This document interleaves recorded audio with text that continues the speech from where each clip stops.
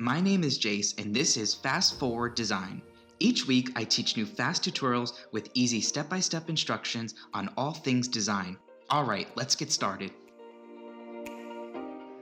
In this tutorial, I'm going to show you an easy hack to match color when merging two photos together. This will all be done using curves. I'll be showing two different examples of how I matched one subject into two backgrounds. This can all be done in just 3 easy steps. So let's start with the first example. Place your subject like this above your background layer. Keep in mind that I already cut out the subject. By the way, if you want to learn how to cut out photos in Photoshop, I have another video you can watch. I'll post the link in the description below. The first step is to create a curves adjustment layer. Click on the adjustment layer icon and choose curves. The changes you make in the curves adjustment will affect the entire image, so create a clipping mask to make sure the adjustment will only affect the subject. The second step is to examine the highlights, shadows, and midtones of the background and collect that information using the eyedroppers you see. Let me explain. The eyedropper with the black tip stands for the shadows, or the darkest areas of your background. So, double-click on that. Just make sure your sample size is set to 5x5 in current and below, and pick the darkest color in the background of your photo. Just one thing to note, if you're finding that no color is being selected, just make sure the curves layer is being selected and not the layer mask. Great, now go back and select the darkest part of your photo.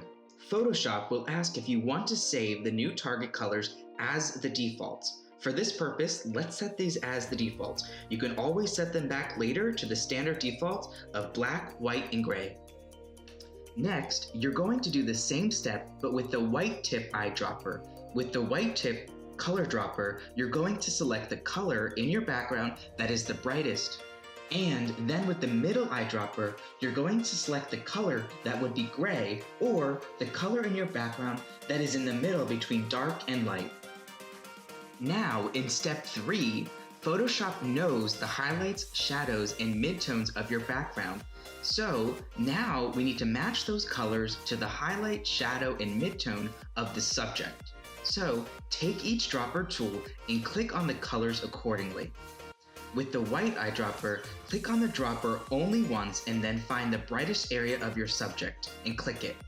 With the black eyedropper, click on the darkest area of the subject. You can also try out other areas as well.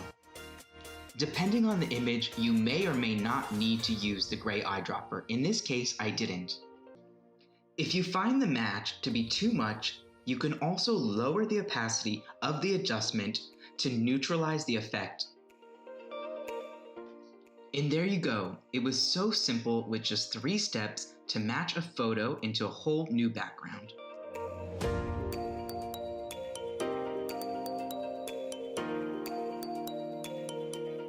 In this next example, we'll do the same thing but match the subject into a whole different background. I'll fast forward through the steps this time.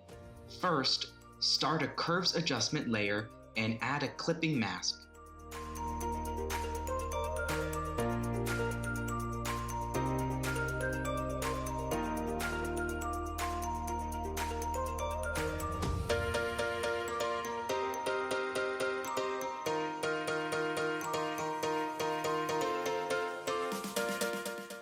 Second, use the dropper tools to select the highlights, shadows, and midtones of your background. Just make sure to double-click on the eyedroppers here.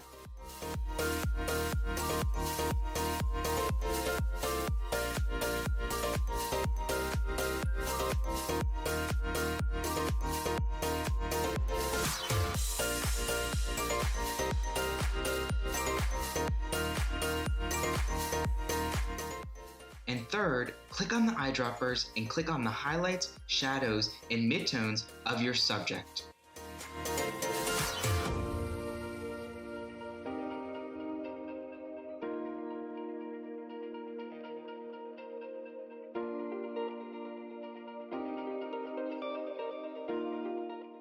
And you can always lower the opacity to diminish the effect. Thanks so much for watching this hack, guys. Let me know if it worked for you in the comments below. I post new fast and easy design tutorials every Wednesday. If you like this video, be sure to hit that subscribe button and ring the bell to be notified about my latest videos.